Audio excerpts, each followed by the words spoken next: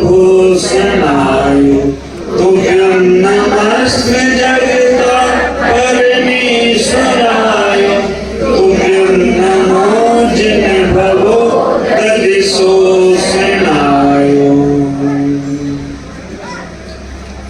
पुष्पदन्ते को नित्य नमो तजने को अज्ञान दो आशीष गुरु मुझे पाँव में निर्वाण पाँव में निर्वाण पाँव में निर्वाण। बोलो देवादिदेव आदिनाथ भगवान की, भगवान महावीर स्वामी की, गुवाहाटी के मूल नायक नेमिनाथ भगवान की, पारसनाथ भगवान की, चंदा प्रभु भगवान की, बाहुबली गोंडेश्वर भगवान की, आचार्य शांति सागर जी महाराज की, दादा गुरु आचार्य विमल सागर जी महाराज की, तपस्वी सम्राट आचार्य श्री सनोदी सागर जी महाराज की, वात्सल दिवाकर आचार्य भगवान गुरुदेव पुष्पदंत सागर जी महाराज की, विश्व धर्म की, अहिंसा में परमो धर्म की।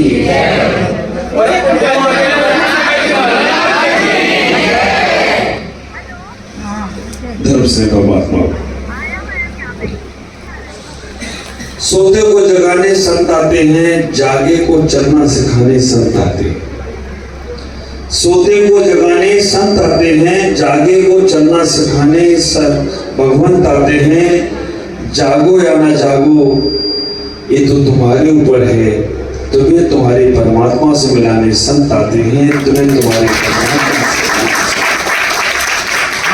आप इतना ही विचार करके रखना। मंदिर के भगवान से हम बहुत बार मिले हैं, नगर में आए संतों से भी हम बहुत बार मिले हैं। मंदिर में जिनवानी रखी है उसको मैंने कई बार पढ़ा है, लेकिन एक बार अंदर बैठे परमात्मा के बारे में ख्याल नहीं किया। एक बार अंदर बैठे उस महात्मा के बारे में विचार नहीं किया। एक बार अंदर रख के उस ग्रंथ को खोलने का प्रयास ही नहीं किया। और जब तक उसे खोलोगे नहीं, जब तक उसे पढ़ोगे नहीं, जब तक अपने मन के महात्मा को समझोगे नहीं, जब तक अंदर बैठे परमात्मा को पाओगे नहीं, तब तक संसार अनंत अनंत है और अनंत ही बना रहेगा। इस अनंत संसार को छोटा कैसे किया जाए, एहसास करो। अप्पा ही परमात्मा, आत्मा ही परमात्मा है। आप विचार करके रखना, अप्पा ही परमात्मा, आत्मा ही परमात्मा है। ये हमारे अंदर विचार आना चाहिए, ये भाव आना चाहिए। इतना बड़ा शरीर है, इसके अंदर जो मेन मूल तत्व है, ख्याल करो, वो आत्मा है। भोजन बहुत अच्छा हो, नमक नहीं हो, इसे काम करना। गाड़ी बहुत अच्छी है, लेकिन ब्रेक नहीं है, किसी काम की नहीं। मकान बहुत अच्छा बना है, लेकिन नींव नहीं है, मालूम पड़ जाए तो रात को नींद नहीं आएगी। पत्नी बहुत अच्छी है, सुनती नहीं है। बच्चे बहुत अच्छे हैं, जब देखो तब कुछ बोल देते हैं। पतिदेव अच्छे हैं, लेकिन बस पता नहीं कब कहाँ रहते मालूम नहीं पड़ता है। आप विचार करके रखना, जीवन में ऐसा ही है। जीवन तो बहुत अच्छा है, सब कुछ है, लेकिन मन में शांति नहीं है तो जीवन किसी काम का नहीं है। ये बात का पक्का ख्याल करके रखना। हम क्यों जी रहे हैं, क्यों भोजन कर रहे हैं, क्यों बिजनेस कर रहे हैं, क्यों व्यापार कर रहे हैं, क्यों मंदिर जा रहे हैं, क्यों संतों के पास जा रहे हैं, क्यों गुरुओं के पास जा रहे हैं, ख्याल करके रखना। इन सब में आपका उद्देश्य क्या है, इन सब में आपकी भावना क्या है। एक युवक से पूछा मैंने, क्यों पढ़ते हो? उसने कहा महाराज पढ़ेंगे नहीं तो फिर हम बिजनेस कैसे करेंगे? बिजनेस क्यों करते हो? बिजनेस नहीं करेंगे, जॉब नहीं करेंगे तो पैसा कहां से आएगा? पैसा क्यों मांग लेना चाहते हो, पैसा क्यों कमाना चाहते हो? महाराज पैसा नहीं होगा तो भोजन, खाना पीना, रोटी, कपड़ा, मकान कहां से आएगा? भोजन क्यों करना चाहते हो? महाराज भोजन नहीं करेंगे तो जिएंगे कैसे? जीना क्यों चाहती हो? मौत नहीं आ रही है इसलिए जीना चाहता हूं, और किसी के लिए नहीं जीना चाहता। उद्देश्य नहीं।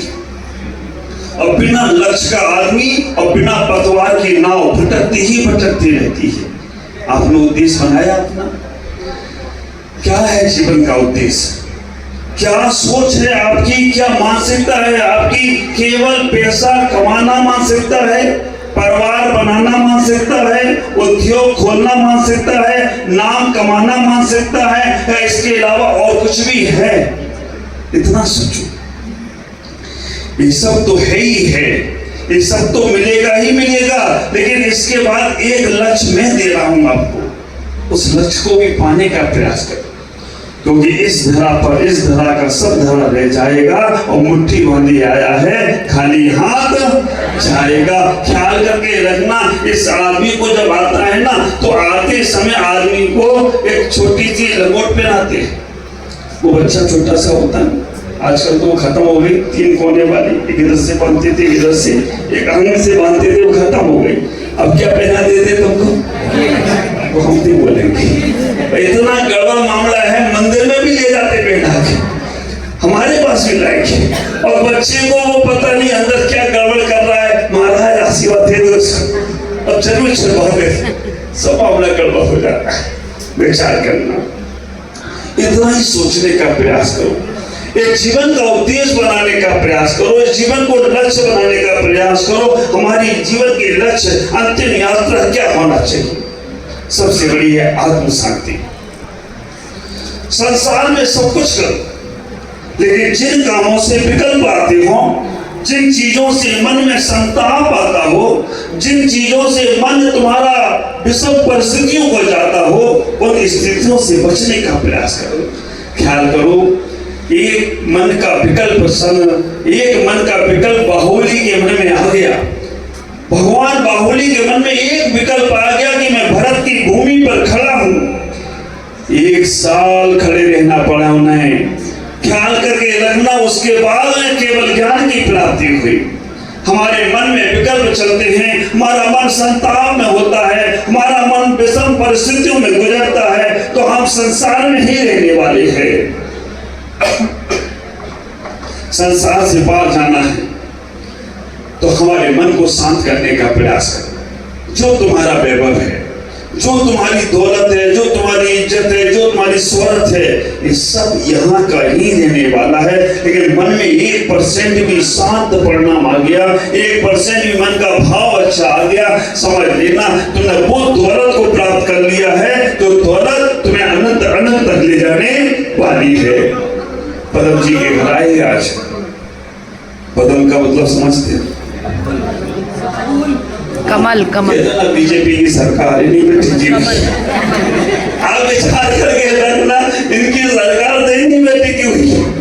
और पदम का मतलब कमल होता है, और कमल सबसे बड़ी बात, कमल कीचड़ में रहे लेकिन कीचड़ उसके अंदर नहीं जाता है, इसलिए वो कमल हमेशा परमात्मा के चरणों में पहुंच जाता हो। तो वो आप ख्याल करके रखो, कमल बहुत खुशबू देता है, बहुत कीचड़, बहुत सब कुछ उसकी खुशबू हुई है, और कई कलर के हो गए।